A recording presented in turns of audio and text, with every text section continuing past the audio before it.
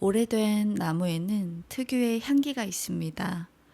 시간이 켜켜이 쌓인 냄새, 그리고 그 안에 숨겨진 사연 같은 것들 말이죠. 저는 나무를 만지는 일을 합니다. 낡은 집을 고치고 죽어가는 공간에 숨을 불어넣는 인테리어 목수. 그게 제 직업입니다. 1년 전 서울 외곽의 한적한 2층 단독주택 리모델링 의뢰를 받게 된 건 제 인생을 송두리째 뒤흔들 예고편과도 같았습니다. 의뢰인은 50대 초반의 미망인 연희 씨였습니다. 처음 현관문을 열고 나온 그녀에게서는 짙은 목련 향기가 났습니다. 남편과 사별 후 너무 넓어버린 집을 조금 줄이고 싶다며 1층 전체 수리를 맡기셨죠. 작업복 차림에 토박 가루를 뒤집어 쓴 저를 보며 그녀는 묘한 미소를 지었습니다. 보통의 집주인들이 공사 소음이나 먼지를 걱정하는 것과는 달리 그녀의 시선은 제 팔뚝에 맺힌 땀방울이나 무거운 자재를 들어 올릴 때의 근육 움직임을 쫓고 있었으니까요. 젊은 분이라 그런지 나무를 다루는 손길이 남다르네요. 그녀가 건넨 얼음물잔 표면에는 물방울이 송글송글 맺혀 흘러내리고 있었습니다. 컵을 건네받을 때 스친 그녀의 손끝은 서늘했지만 저를 바라보는 눈동자만큼은 데일 듯 뜨거웠습니다. 그때 알았습니다. 이 집의 공사가 단순히 나무를 깎고 못을 박는 일로 끝나지 않을 거라는 사실을요. 텅 빈 거실 한가운데 놓인 앤틱 소파가 유난히 외로워 보였던 건 아마도 주인의 마음을 투영하고 있었기 때문일 겁니다. 저는 본능적으로 직감했습니다. 그녀는 집을 고치고 싶은 게 아니라 텅 비어버린 자신의 시간을 채워줄 무언가를 혹은 누군가를 간절히 기다리고 있다는 것을 말이죠. 공구가 돌아가는 거친 소음 사이로 우리 둘 사이에는 말하지 않아도 알 수 있는 팽팽한 긴장감이 감돌기 시작했습니다. 공사가 중반쯤 접어들 무렵이었습니다. 유난히 장마가 길었던 여름이었죠. 덥고 습한 날씨 탓에 저는 셔츠가 흠뻑 젖도록 대패질을 하고 있었습니다. 비가 억수같이 쏟아지던 금요일 오후 갑작스러운 정전으로 작업이 중단되었습니다. 어둑해진 실내, 빗소리만이 공간을 가득 채우고 있었고 저는 장비를 정리하려 주섬주섬 짐을 챙기고 있었습니다. 그때 2층 계단에서 촛불 하나를 든 연희 씨가 내려왔습니다. 초풍의 일렁임에 비친 그녀의 그림자가 벽을 타고 길게 늘어졌습니다. 그녀는 얇은 실크 가운 하나만을 걸치고 있었는데 빗소리에 묻혀 들릴 듯 말 듯한 목소리로 제게 말을 걸어왔습니다. 준우 씨, 비도 오는데 잠깐 쉬었다 가요. 와인 한 잔 어때요? 어둠 속에서도 그녀의 눈빛은 젖어 있었습니다. 거절할 수 없었습니다. 아니, 거절하고 싶지 않았다는 게 솔직한 심정일 겁니다. 우리는 거실 바닥에 앉아 촛불을 사이에 두고 와인잔을 기울였습니다. 붉은 와인이 목을 타고 넘어갈 때의 뜨거운 감각, 그리고 창밖을 때리는 빗소리가 묘하게 심박수를 높였습니다. 그녀는 남편을 보내고 느꼈던 상실감, 그리고 여자로서 잊고 살았던 시간에 대해 담담히 이야기했습니다. 술 기운 탓이었을까요? 아니면 어둠이 주는 용기였을까요? 그녀가 제 쪽으로 몸을 기울였을 때 그녀의 가운 사이로 풍기는 살내음이 훅 하고 끼쳐왔습니다. 톱밥 냄새와 섞인 그녀의 향수는 아찔할 정도로 자극적이었습니다. 준우 씨, 손 참 거칠면서도 따뜻하네요. 그녀의 손이 제 손등 위를 덮었습니다. 그것은 단순한 접촉이 아니었습니다. 제 안의 빗장을 열어 젖히는 신호였습니다. 밖에는 천둥이 쳤고 그 순간 우리는 서로가 넘지 말아야 할 선 앞에서 있음을 직감했습니다. 하지만 그 선을 넘고 싶어 하는 건 그녀뿐만이 아니었습니다. 고요한 거실, 촛불은 이미 꺼져버렸고 어둠만이 우리를 감싸고 있었습니다. 그녀의 손길이 제 팔을 타고 어깨로 그리고 목덜미로 이어졌습니다. 숨소리가 거칠어졌습니다. 그녀의 입술이 제 귓가에 닿았을 때 저는 더 이상 이성적인 판단을 할 수 없었습니다. 몫으로서 지켜야 할 선 따위는 이미 빗물에 쓸려 내려간 뒤였습니다.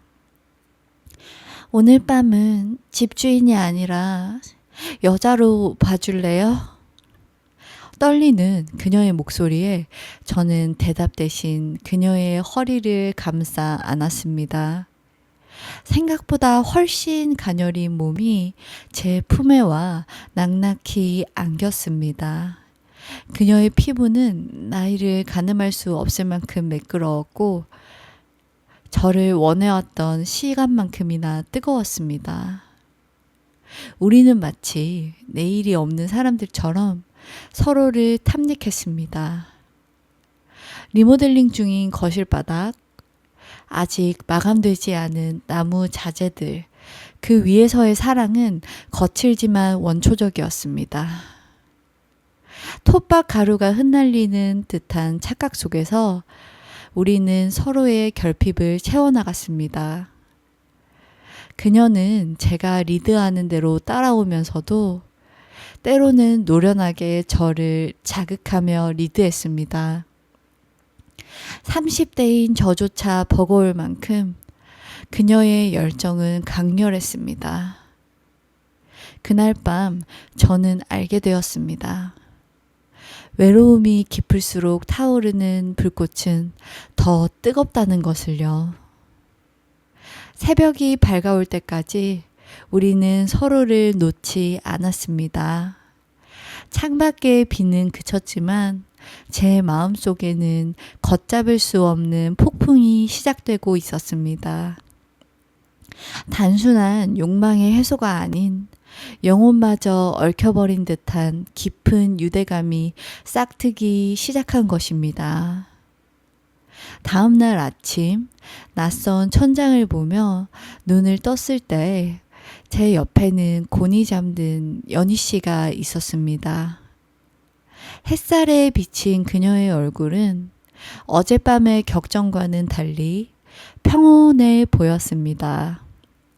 저는 조용히 일어나 헝클어진 옷을 추스르고 1층으로 내려가 작업을 준비했습니다. 하지만 공구 벨트를 차는 손이 미세하게 떨려왔습니다.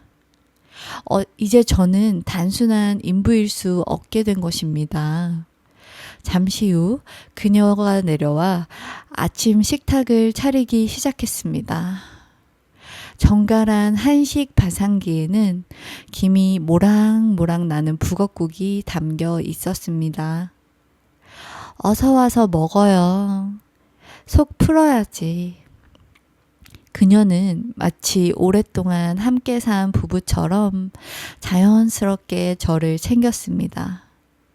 식탁 아래로 그녀의 발이 제 다리를 살며시 스쳤습니다. 숟가락을 든 제 손이 멈칫하자 그녀는 장난스러운 눈빛으로 윙크를 보냈습니다. 그 모습이 어찌나 사랑스럽고도 관능적이던지 저는 아침부터 다시금 피가 끓어오르는 것을 느꼈습니다.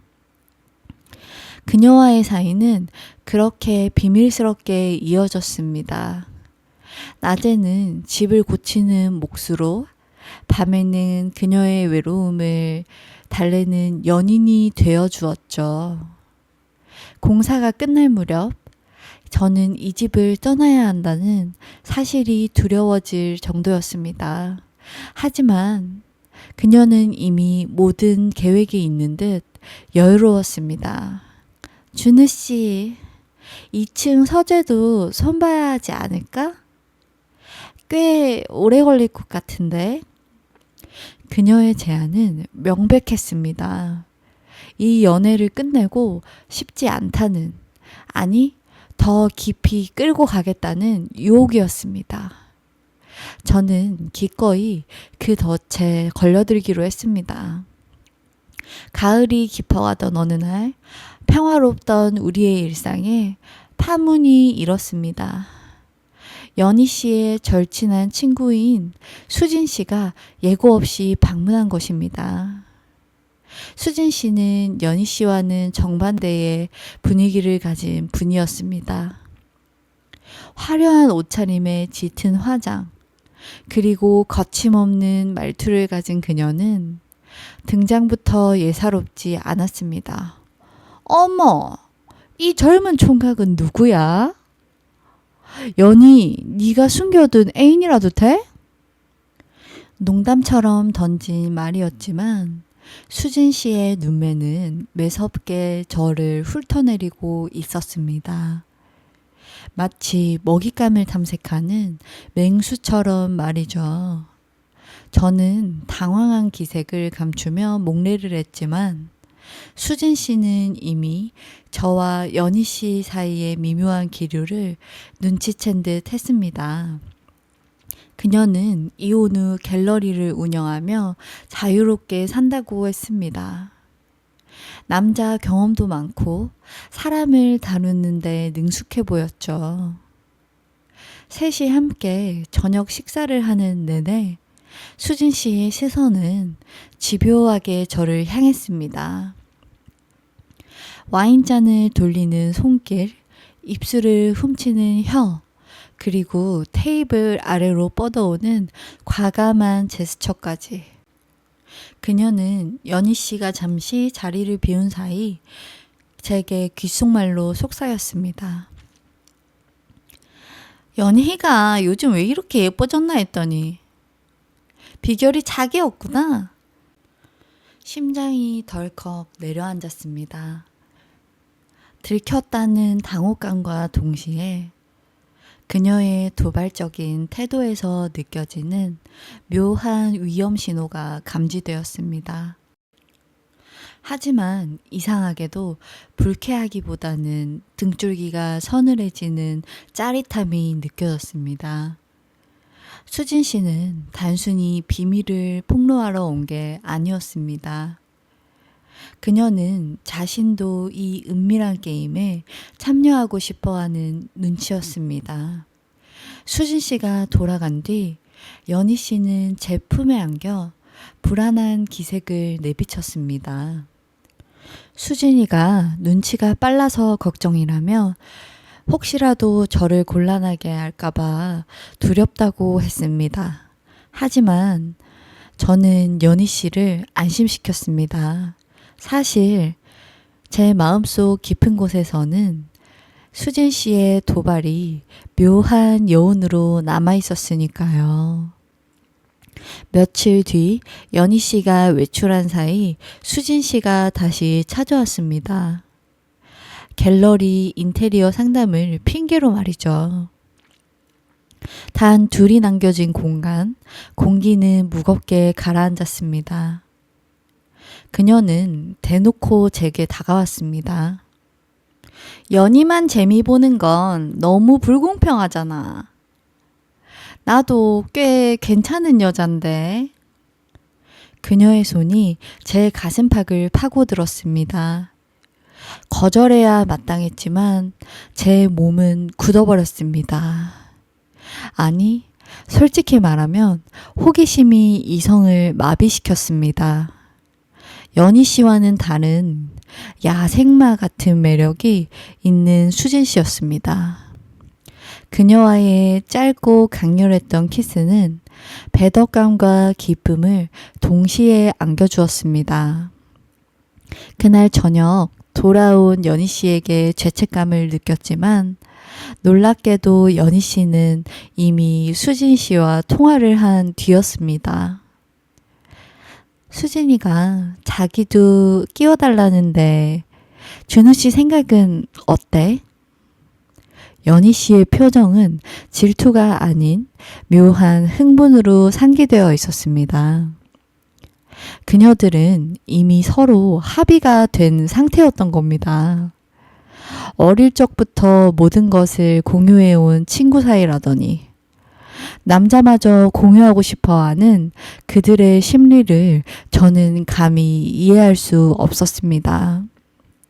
하지만 그 비상식적인 제안이 제 안에 가장 은밀한 판타지를 자극하고 있었습니다.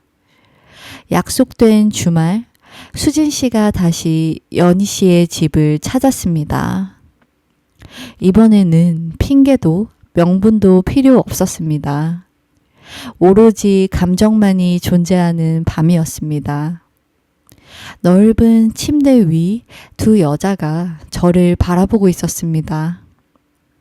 한 명은 우아하고 깊은 바다 같은 연희 씨, 다른 한 명은 뜨겁고 강렬한 불꽃 같은 수진 씨. 오늘 밤은 준우 씨가 왕이네. 수진 씨의 농담에 연희 씨가 수줍게 웃었습니다. 긴장감이 최고조에 달했을 때 두 여자의 손길이 동시에 저에게 닿았습니다. 그것은 마치 두 개의 태양 아래 서 있는 듯한 현기증을 불러일으켰습니다. 시각, 청각, 촉각, 모든 감각이 극대화되었습니다. 연희 씨의 부드러운 리드와 수진 씨의 과감한 기교가 어우러져 저는 난생 처음 겪어보는 행복의 늪에 빠져들었습니다. 죄책감이나 도덕적 관념 따위는 녹아 없어진 지 오래였습니다. 그녀들은 서로를 질투하기는커녕 오히려 서로의 모습을 보며 더 야릇해하는 듯 했습니다.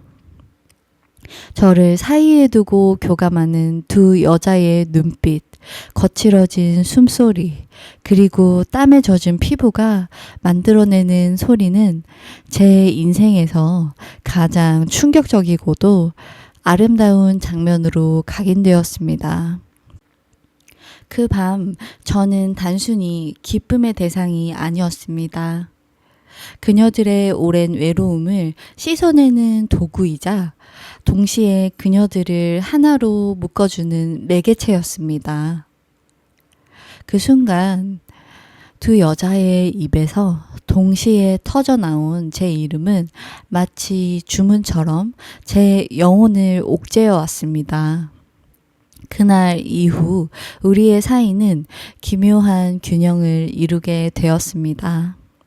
평일에는 연희 씨와 차분한 일상을 보내고 주말이면 수진 씨가 합류하여 뜨거운 밤을 보내는 시기였죠.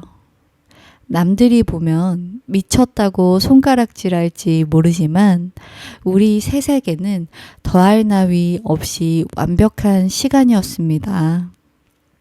저는 더 이상 단순한 목수가 아니었습니다. 그녀들의 삶을 지탱하는 기둥이자 그녀들이 잠시나마 소녀로 돌아갈 수 있게 만드는 마법사였습니다. 월급날이면 저는 두 분을 위해 작은 선물을 준비합니다. 연희 씨에게는 단아한 스카프를, 수진 씨에게는 화려한 립스틱을, 그녀들이 아이처럼 기뻐하는 모습을 볼 때면 저는 이 비정상적인 연애에서 오는 행복감을 부정할 수 없습니다. 어제는 셋이서 함께 제주도 여행 계획을 세웠습니다. 렌트카를 빌려 해안도로를 달리고 밤에는 풀빌라에서 우리만의 파티를 열기로 했죠. 수진 씨는 벌써부터 어떤 와인을 가져갈지 들떠 있고 연희 씨는 제 건강을 챙긴다며 보약을 지어오셨습니다. 준우야, 너 체력 관리 잘해야 해. 우리 둘 감당하려면. 수진 씨의 짓궂은 농담에 우리는 모두 폭소를 터뜨렸습니다. 30대인 저에게 50대의 두 여인은 인생의 선배이자 최고의 연인이며 세상에서 가장 안전한 피난처가 되었습니다. 금기의 선을 넘었을 때 비로소 보이는 풍경이 있습니다. 저는 지금 그 아찔한 벼랑 끝에 서서 가장 황홀한 비행을 즐기고 있습니다. 톱밥 냄새와 두 가지 향수 냄새가 섞인 이 집에서 저의 이야기는 아직 끝나지 않았습니다. 아니, 이제부터가 진짜 시작일지도 모릅니다. 여러분도 상상해 보세요. 금지된 문을 열었을 때 쏟아지는 그 눈부신 빛을 말입니다.